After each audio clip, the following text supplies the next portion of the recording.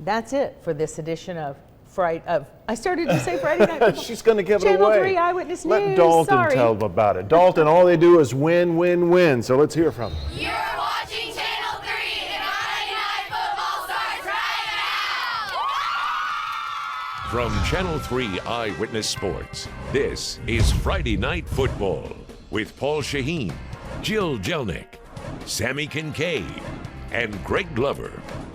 Friday Night Football, brought to you by Academy Sports and Outdoors. Right stuff, low price, every day. And by Food City, value every day. Proud sponsor of high school football. Friday Night Football. Welcome back and welcome into another playoff edition of Friday Night Football. Unbeatens, underdogs, upsets, and one all-local matchup. There may not be a lot of teams left, but we certainly had it all tonight. You know what's first. Hit it.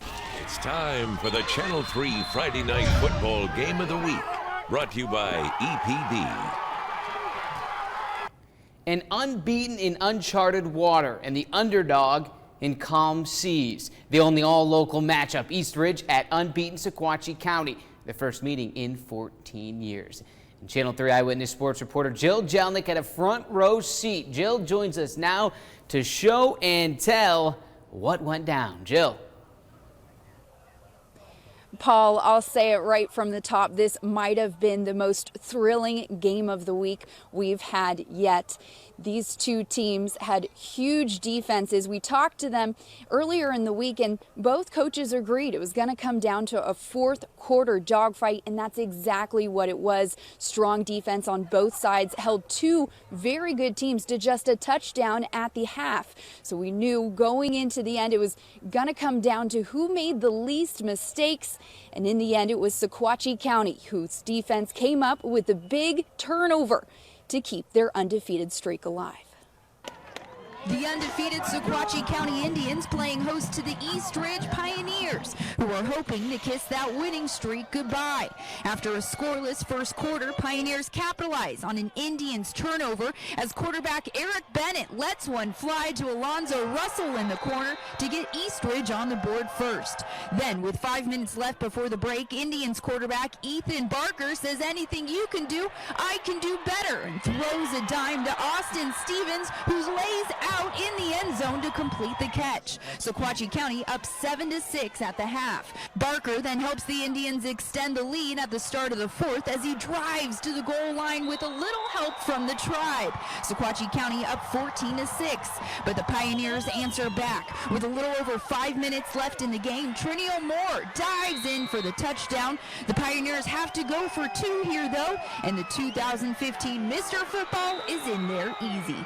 And to overtime we go. Sequatchie County with the ball first. It's Barker with the quarterback keeper, and he's in. East Ridge has to score here, and instead of running the ball, they opt for the pass, and it's picked off. The game is over. Sequatchie County wins 21-14 over East Ridge. Unbelievable. You know, they got the best back in the state, and they played their butts off. They got their plays. They were stuffing our run game, which concerns me some, but these kids just kept fighting. It's awesome. I'm let down. I mean, it was an exciting football game. You hate to lose in overtime. We got real fortunate last week with a win in overtime, and it didn't turn out our way this week. You just heard from both coaches, the first being Sequatchie County's head coach, Adam Kane. You heard him say it, unbelievable. They held last year's Mr. Football, Trinio Moore, to just a touchdown.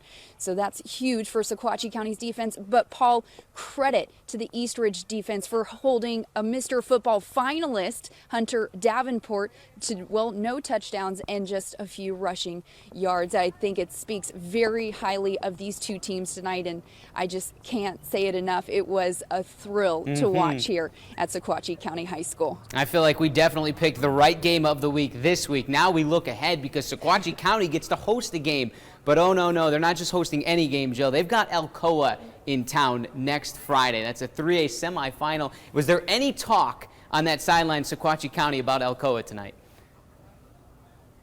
That's funny you say that, Paul. When I talked to the Indians players this week, a lot of them didn't want to look past this game, of course, with Eastridge being so good, but there was a lot of talk about how they wanted more than anything to take on Alcoa, to host them at home, and hopefully, well, keep moving against them. That's absolutely the game plan for Sequatchie. Thanks so much, Jill. What a game that was. So that sets up a big one in Dunlap next week. Now, only one team left in the 5A bracket. It was Ooltewah on the road at Farragut. The last time these two teams met, it was 2009. A game the Owls would rather forget, as Farragut eliminated Ooltewah. That was round one. The Owls set out to rewrite history tonight in the quarters. Early on, Ooltewah getting tricky on the reverse pass. Picked off by Griffin Schweisgood. That was about the only mistake, though, Ooltewah made in the first half. Colin Thurman to Taj Cargill, and Cargill is slipping tackles left, right, everywhere. 5 missed tackles. He's in the end zone. Touchdown Owls. But Farragut finds a little rhythm on offense. It's Adam Fulton to Fraden Collins. They connected 2 times in the first half, wide out, wide open. The first time. The Owls led 35-14 at the break, but get this, Farragut comes storming back to pull off the near impossible late. Farragut wins it in overtime, 56-49, your final score. Time now to hit the scoreboard. In 1A, South Pittsburgh keeps on rolling. Undefeated they are, 56-20 on the road at Columbia Academy in the quarterfinals. Greenback and South Pittsburgh. I know South Pittsburgh was, well, that's next week. I am sorry, looking ahead. So Greenback at South Pittsburgh. Now in 2A, Marion County gets past Forest 55-14. So looking ahead for Marion County, they will host Austin East 1 week from today. All right, who got nailed? What do you say we find out? Got nailed. Covered by Warren and Griffin. 265 Hurt. From the Calhoun game, Jackets Ryan Randall on the end around. He's going to score, but gets a face full of fence first. Yeah, that's a first. You got nailed by a fence. He did pop back up, celebrating. More from that game later, as Calhoun did do a lot of celebrating. That was just first down. Still to come, Dalton puts its unbeaten streak on the line in round 2 of Georgia's playoffs. Ridgeland's rushing attack sets its sights on the quarterfinals. And as always, bands, fans, and cheerleaders when FNF returns.